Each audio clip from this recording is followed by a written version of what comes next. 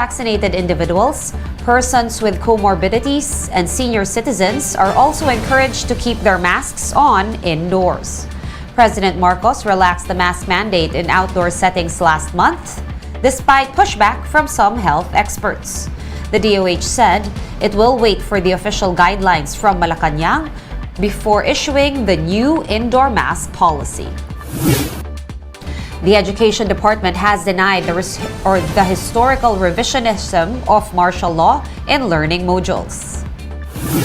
This is after one student from Marinduque flagged a DepEd issued module which referred to martial law as the new society.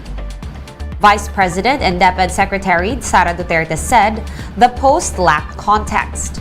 VP Sara also said that the terms New Society and Bagong Lipunan are based on historical facts and have been used in DepEd textbooks since the year 2000.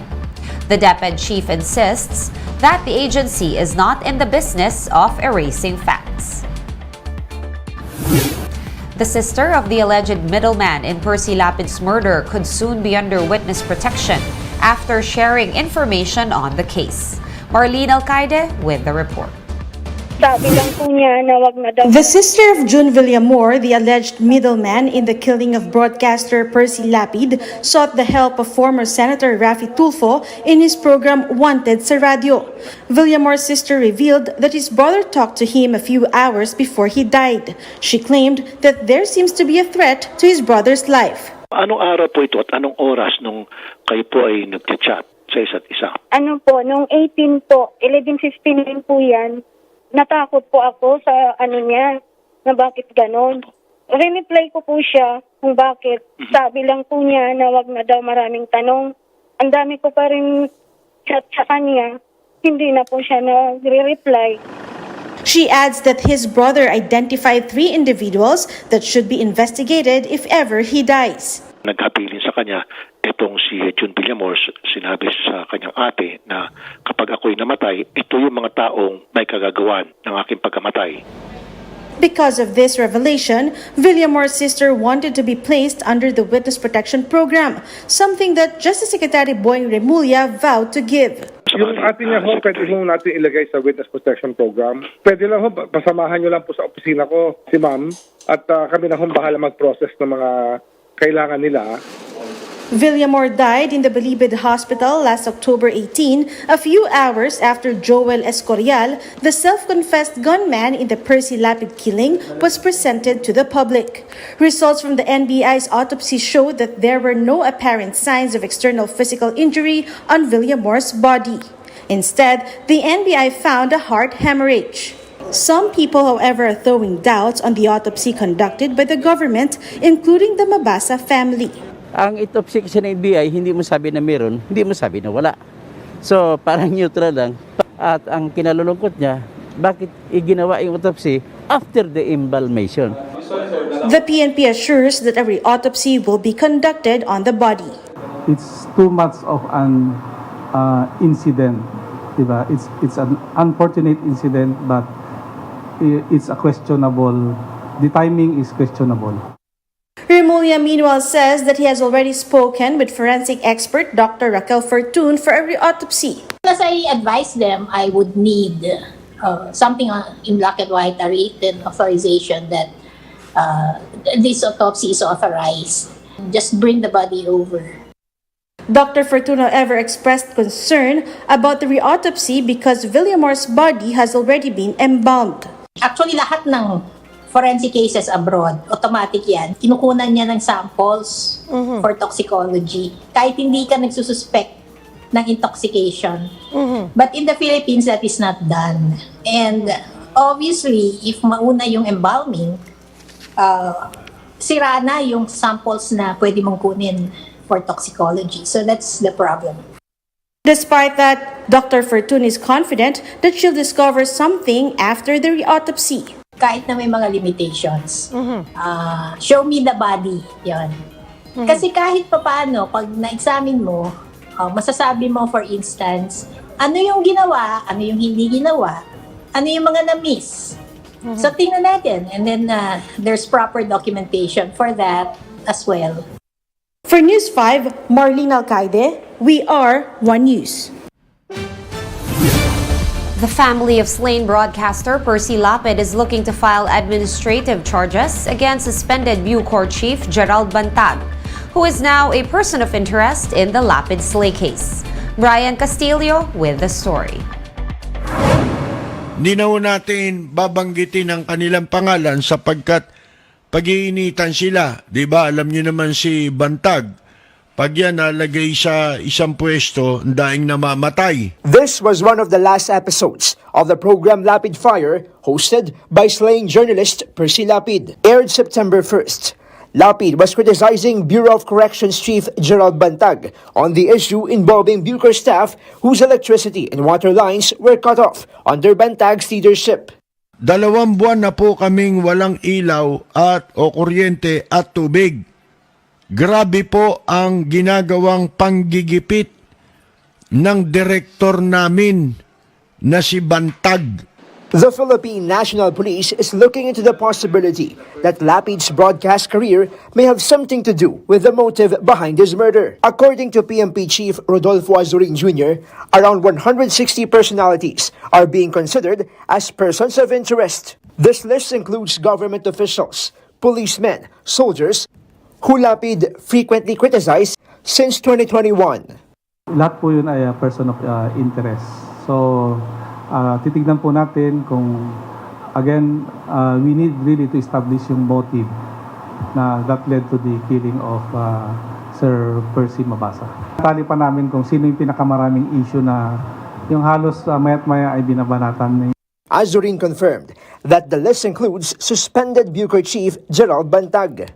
Kasama siya. Lapid's family isn't ruling out the possibility that the broadcaster's remarks against Bantag may have also led to the death of the alleged middleman, June Globa Villamor. At ang topic, kung marinig ninyo, ay nagkasasakyan ito si Bantag at nagkaroon din ng mansion na worth 50 million na saan nanggaling yung perang yan. So, hindi ba baka ito nanggaling, ang insinuation niya, baka nanggaling ito sa mga pinalabas niya na patay na magkagaya ni J.B. Sebastian. So, tingin ko, may kinalaman siya sa pagkapatay ng Middleman. Kung pinatay man. Lapid's family is firm on filing administrative charges against Bantag due to his negligence as the middleman was able to smuggle a phone inside Bilibid. They are also considering filing a criminal case. PNP is optimistic that the case remains strong as the identified gunman Escorial and the other middleman named Christopher Bacoto are safe in their custody. A testimony coming from Jose Palanya Villamor, cousin and cellmate of the dead middleman, will also be important in building up the case. For News 5, Brian Castillo, we are One News. One News Now will be back with more stories after this quick break. Keep it here.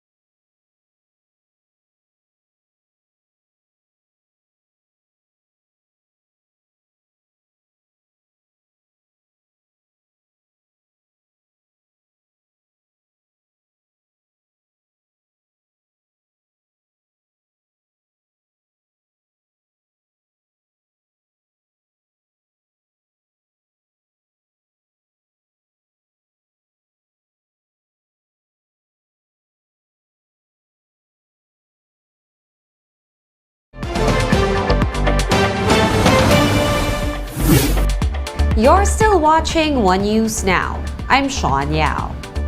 The much-awaited Metro Manila Film Festival is back this year with 8 entries premiering in December. MJ Marfori with the story.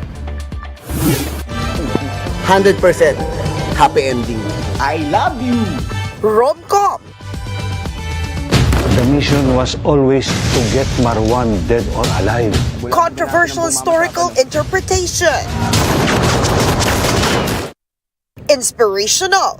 Suspense, thriller, and horror. It's the complete package for the family this Metro Manila Film Festival. The first 4 entries that were announced last July based on scripts were Love You With an Accent, starring Coco Martin and Jody Santamaria. Partners in Crime, starring Vice Ganda and Ivana Alawi. My Teacher, starring Tony Gonzaga and Joey De Leon.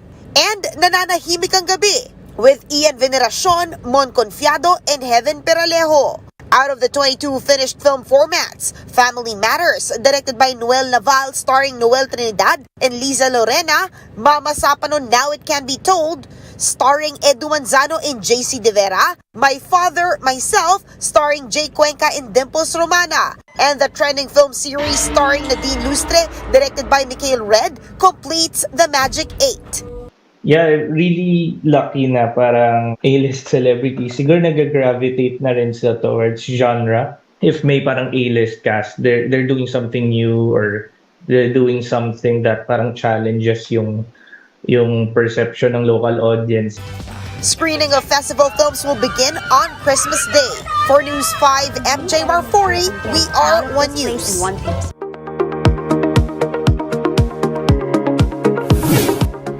China welcomed new members to the powerful Politburo Standing Committee. Let's get to know them in this report from Bloomberg. Chinese President Xi Jinping has unveiled the country's new leadership lineup in a twice-a-decade reshuffle.